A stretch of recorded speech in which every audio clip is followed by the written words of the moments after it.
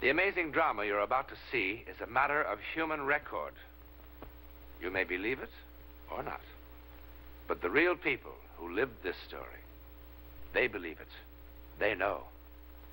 They took that one step beyond.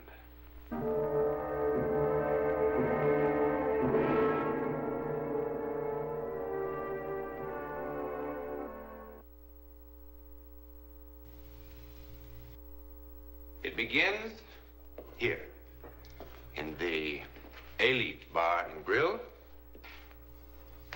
with a wedding party. There's not one thing that sets Sally and Matt Conroy apart from all the other couples who were married today in the United States. Not a thing. Not yet.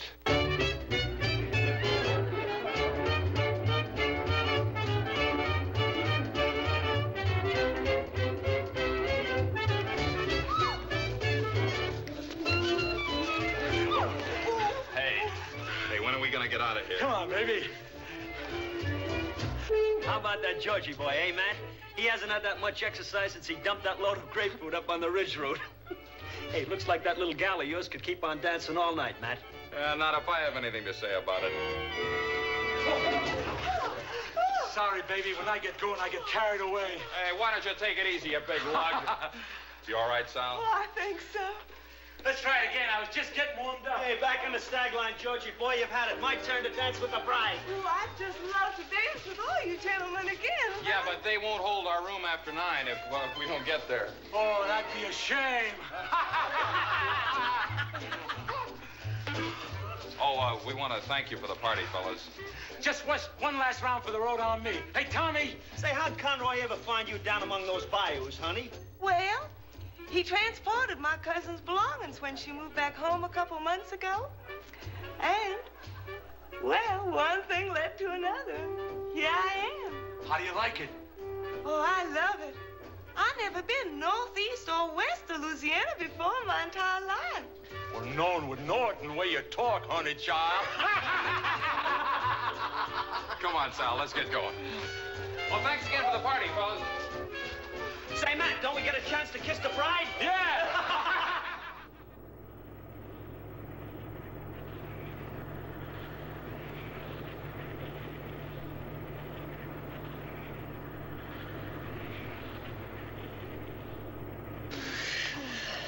Hi. Hi. Hey, what were you dreaming about? I don't know. Why?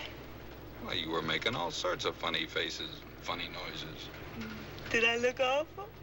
You couldn't look awful if you tried. Of course, you look a lot better when you're smiling. How much further is it? Why? You're gonna be so tired from all this driving. I mean, I sure wish I knew how to drive so I could help you. You're just gonna have to learn, that's all. Nutty for somebody to live in California and not know how to drive a car. What's the matter? Huh? What's the matter? I don't know, nothing. Those crazy guys down at Tommy's, you sure knocked them for a loop. I guess you know that. Of course, you kind of knocked me for a loop, too. I tell you, I'm sure glad your cousin decided to go back to Louisiana and called NorCal Van and Storage. Matt, if we turn left about a mile ahead, it's a prettier drive. How'd you know that? It's beautiful and wild and secluded. There's a hill straight ahead, just past those pines. Go up the hill. Well, how in the world did you know? Never mind.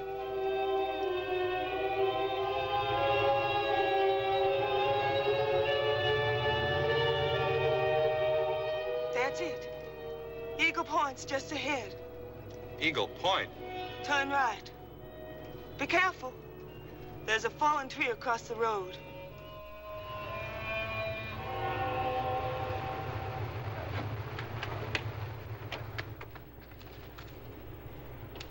Hey, wait for me!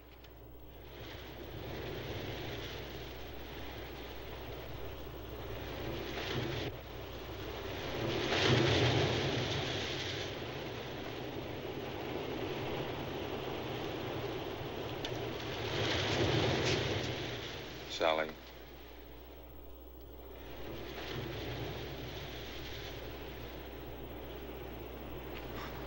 Sally, what's the matter with you? Sally, what in the world's the matter with you? Who are you? Oh, come on, Sally, stop kidding. Will you please take your hands off me? Sally? Sally!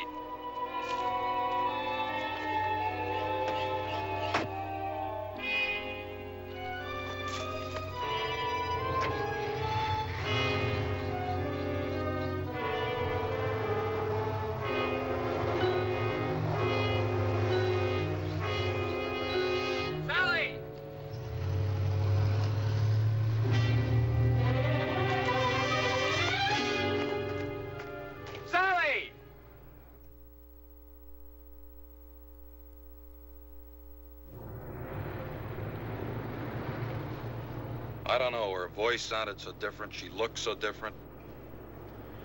I don't know. Well, there aren't many roads through here. Shouldn't take us long to find her.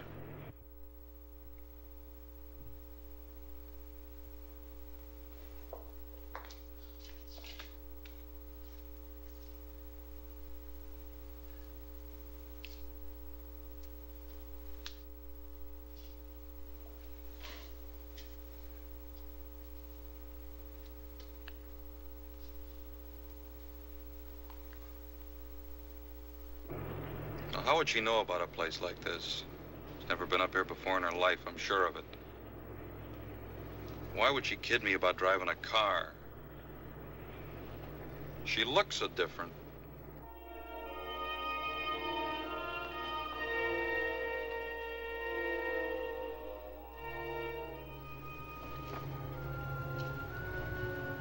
Well, that's mighty strange.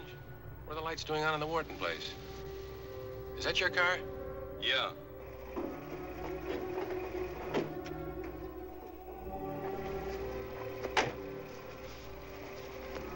what Sally's doing here. Beats me, mister.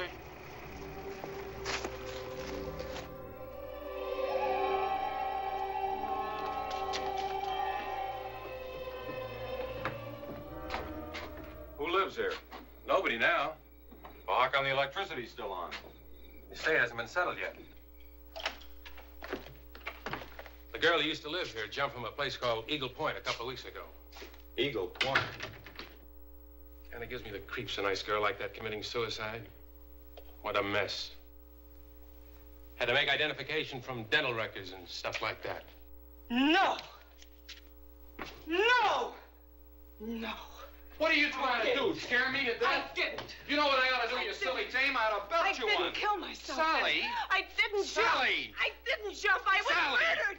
I was murdered. I was murdered. I was Sally! murdered.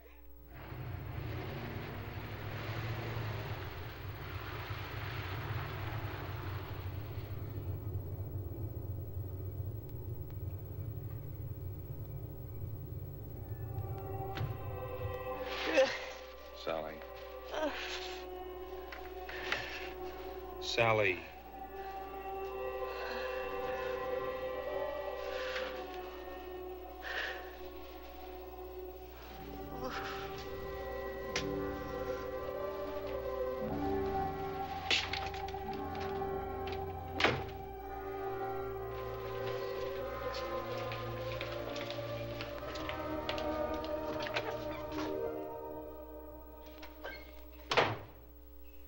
How much longer is this going to go on?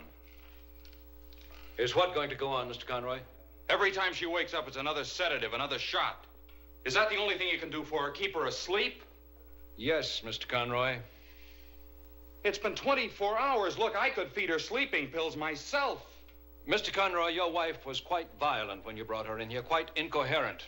Every time she wakes up, she tries to run away. Now, how would you suggest that we restrain her? Would you prefer a straitjacket? You haven't even told me what's wrong with her. Well, what's wrong with her? I don't know. Well, when will you know? Do you see that library? Every mental and emotional disturbance known to medicine is described somewhere in these books. Your wife's case is not among them. Well, then I'll just have to go to some other hospital where there'll be somebody who can help her. That's your privilege, Mr. Conroy. I don't think it will solve anything. I'm going to be quite frank with you. That young woman you brought in here is not That going to young be... woman? What do you mean, that young woman? She's my wife. She's not just Your wife? Does this sound like your wife? Alex, I've told you there's no time. Why are you doing this to me? Why are you keeping me here? To try to make you well, Mrs. Conroy. Why do you keep calling me that? Because that's your name. My name is Karen. You know that. Alex, please, why won't you help me? I'm trying to help you, Mrs. Conroy. There is no Karen Wharton. Karen Wharton is dead. Karen Wharton committed suicide. No! No! I was murdered! You must believe me! I was murdered! I was murdered! Alex, please, Alex, there isn't any time. Why won't you help me? Quickly, Please, nurse. please, please. Alex, listen to me. Listen to me. I'll be calm. I promise. Please, Alex, I'll be calm. I'll be calm.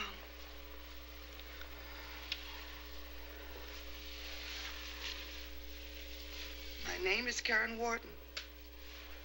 I was born in Fort Washakie, Wyoming, on February 10th, 1935. My mother's name is Mary Louise. My father, Philip Joseph Wharton, died of pneumonia on April 12th, 1939. Your wife, Ellen, drowned at the 4th of July picnic in 1941 at Lake Etna. And 4 years ago, at the Harvest Moon Ball at the Country Club, you asked me to marry you, Alex.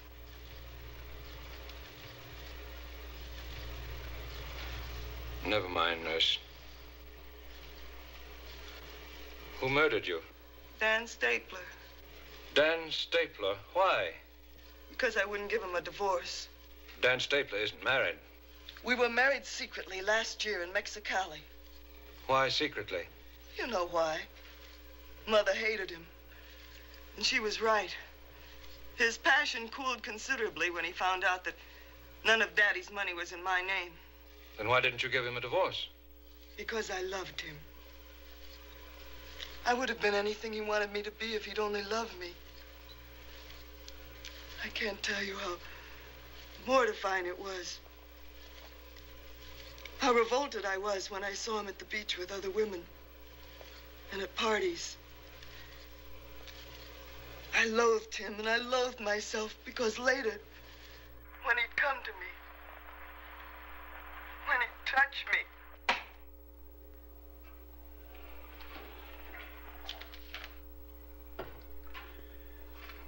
Regarding your inquiry, Daniel Stapler married to Karen Wharton this city, June the 11th, 1956.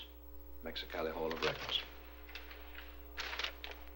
Well, can't there be some sort of explanation? Maybe she read about the death in a newspaper. Well, couldn't it just be a coincidence?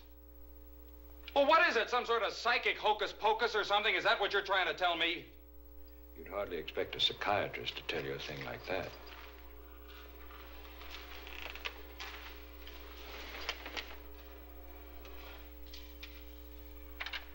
Why did he murder you? because he found somebody who did have money. That night.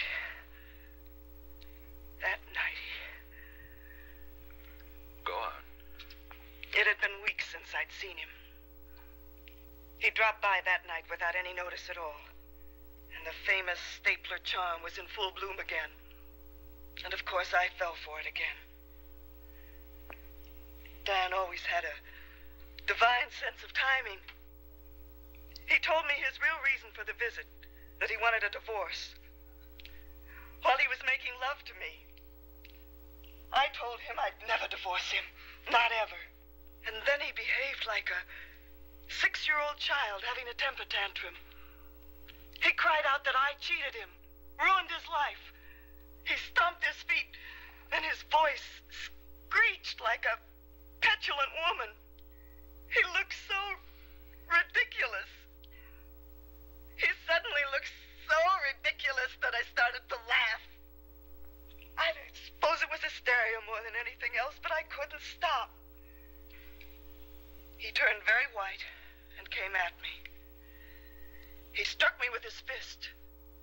And before I could tell him that, yes, you can have your divorce, he killed me.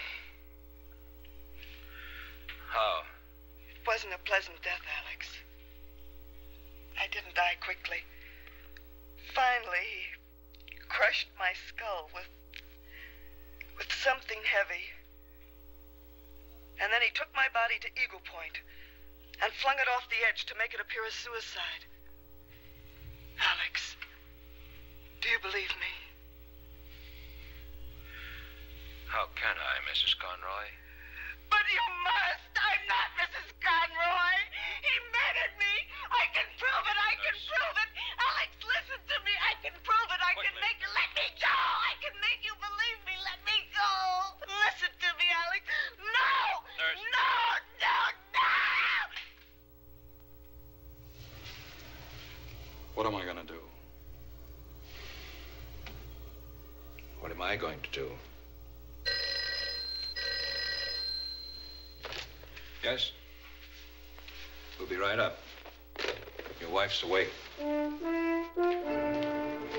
Slauson, let me go in first.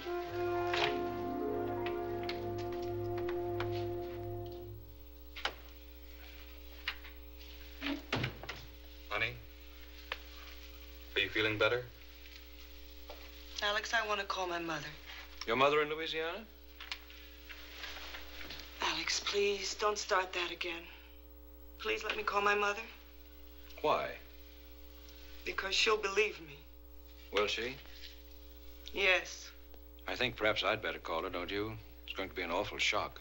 Tell her I want to see her. It's all right if I get dressed, isn't it? I don't want her to see me like this. I must look terrible. Yes. Get dressed.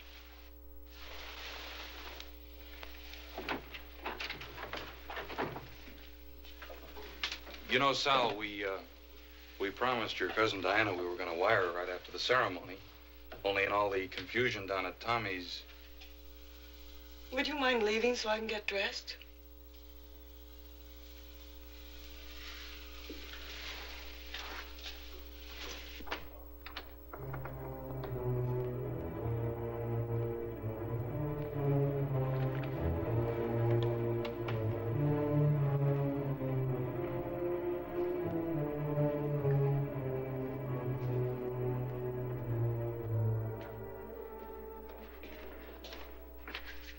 Did you call her mother? I mean, Mrs. Wharton. No. No, I didn't. Mr. Conroy, I'm going to try something drastic.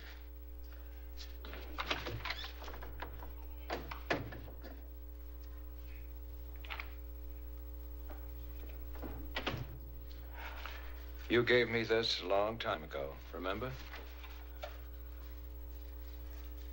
Of course I remember, Alex.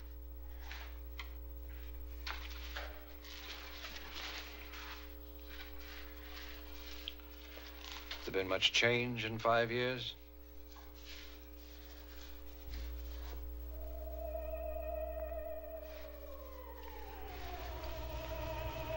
Five years is a long time. Did you call my mother? Not yet. In case you've forgotten, the number's 5211. I remember. Will you call her now? Why don't you rest for a while? I'll take care of it. Miss Peterson?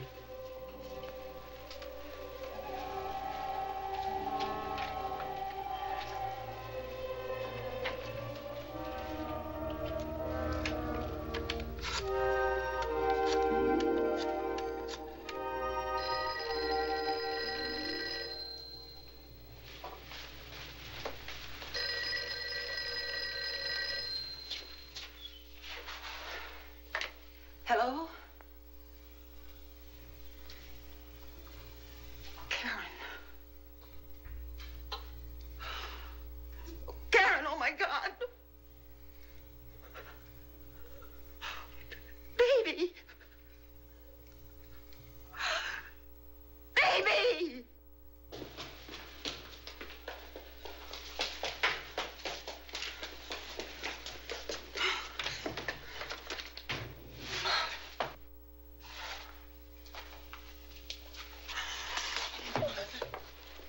Mother, I'm so glad to see you.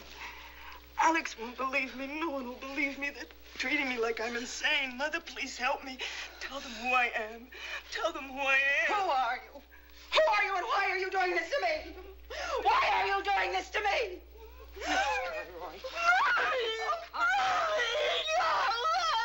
Mommy, please. Here, take these.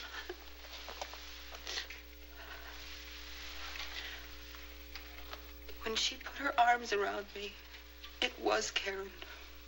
I know it was. And it was Karen's voice. Oh. But she is dead, Doctor, isn't she? Yes, Karen is dead, Mrs. Wharton. Doctor, Mrs. Conroy's gone.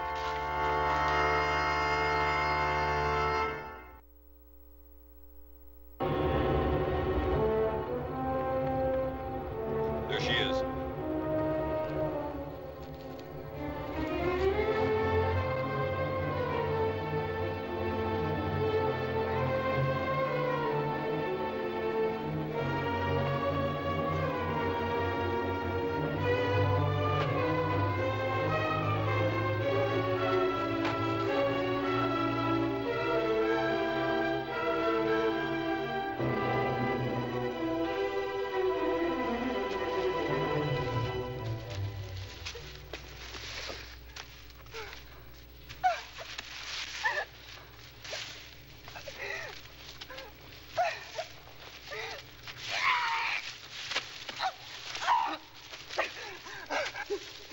With something heavy.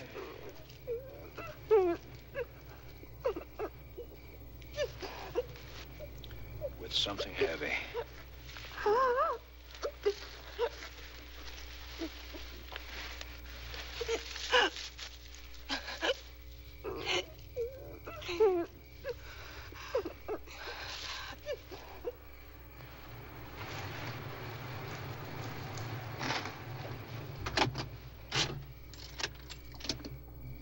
Well, what now?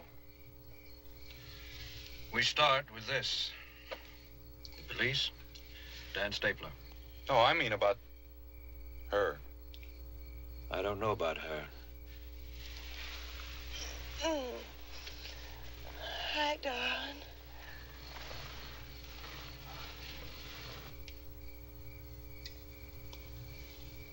Matt, is something wrong? Not now. No, we got lost for a while, but we're all right now. We're gonna be married a long time, Mrs. Conroy, and it's gonna take me a long time to... Oh, thanks.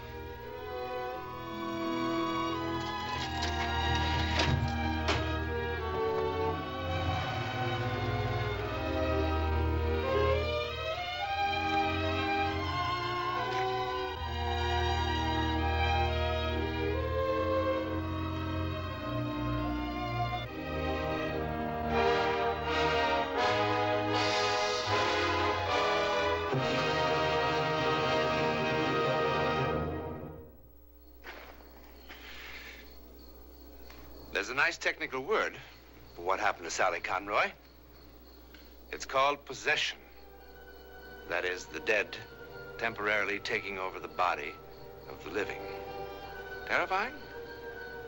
It terrified Dan Stapler into a quick and full confession. There are thousands of cases of possession in the records, many of them fully authenticated by respected scientists. We've seen one. To whom it happened, we know. Where it happened, we know. How or why it happened. Good night.